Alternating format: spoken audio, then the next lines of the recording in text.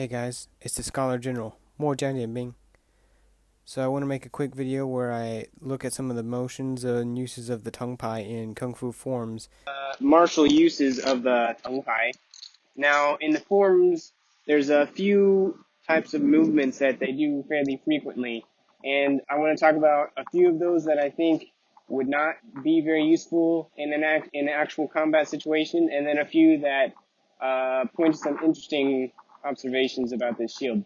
Now, so let's start with the things in the forms that you see sometimes that I don't really think would be very useful. The first one is a lot of the time when you do these forms, then we use a dao or a single-edged sword. Now, unfortunately, I don't have one with me right now, but just keep that in mind. That's what's most commonly used with the tongue pie. Now, usually when they have a dao, they will be able to cut here, and sometimes they'll go underneath and cut up, and that's all good. But sometimes in the forms, you'll see people, they'll take a step and they'll put the shield behind them as they cut. Now this, I don't think in a fight or anything you would ever want to put your shield behind you, because whenever you do that, you just open up all of your body basically to blows. So you almost always want to keep the shield in front of you and cover yourself. You don't want to just throw it back behind you. It's very easy to just take a thrust from any type of weapon, basically, or even a cut. So that's the first thing in forms that I don't think would be very useful. And another thing is rolling. Sometimes it looks cool, but sometimes you'll see people, they'll have the shield and then they'll take a roll and they'll go along on the ground and come back up. Now, the problem here is that rolling is usually just much slower than just taking a step or jumping, or not really jumping, but kind of skipping or something. You don't have to, if I can just go from here and then just take a step like this, it's much faster than if I try to roll. I can just get somewhere in a couple steps. So the rolling, not really very useful. Another thing is that sometimes you'll see some pretty high jumps. They'll like to jump really high and spin or things like that. And basically, if you're jumping up high, especially, you use your shield to block a blow, right?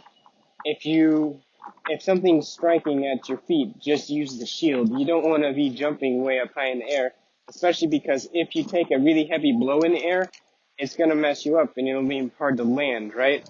So I think that the rolling and the jumping are mostly about the kind of theater and the performance side of Kung Fu, which has its own long history and it looks really cool, but I don't think it'd be the most useful in actual combat. Now, and I know that some people will say that maybe it's because you're facing multiple opponents or something like this, and if you are facing multiple opponents, there might be times when you might put the shield behind you or something, but it's much better to try and keep to the outside of the group and just put the shield in between you and your adversary.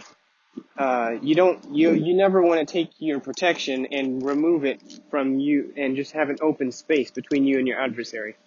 Now, so those are some of the things in the forms that I don't always agree with in actual combat sense, but forms have many extra things besides just applications. Now, there's a few things in forms that you see that I actually like. One of them is basically squatting. A lot of the time, particularly in some southern forms, you will see quite a bit of squatting. And what this does is it covers your legs completely. And if I squat and you just lift up, your whole body can be shielded fairly easily just like this. This is not a very complicated motion. It's very straightforward. And you can just thrust, or you can cut, or come up from underneath. It's just a very easy thing to do. And you might say, well, it's hard to move like that. Well, it can be a little bit difficult, but it's not impossible. I mean, you can still do some movement, and you just need to build up your legs really strong, stronger than mine, because I don't do it often enough. But, so squatting, if someone's going for your legs, it's fairly easy to just squat. Another thing to note about that is that, as I said in my other video, this shield is only like 70 centimeters or 27 inches, and many shields are bigger than this. So the bigger your shield is, the easier it is, and the squat, you won't have to squat as far. So if I had my shield that's over a meter, I could probably just sit right about here, just squat maybe this much, and it would cover most of my leg. So the squatting is something that's pretty nice. And another thing is, whenever you're squatting, you can lift up and protect your head. It protects against very strong blows. This is a movement that we see in the forums quite often. You lift up and you can stab from underneath. Now, one more thing that you see in forums quite a bit is sometimes if someone's using a spear or some type of thrusting weapon, they can roll the point off. Now, one thing that makes the tongue pie a little bit different than many other shields is that its surface is not completely smooth. So if you have an oncoming point, sometimes it could maybe get stuck in between the rattan cores or the wrapping and all these types of things. And I think that if the person keeps driving forward and they get into the shield, the easiest thing to do, an easy way to disperse the force is just do this little motion right here. You just shed off the blow to the side, and then you can step and have your counter. So I think that is a pretty interesting motion right here, right?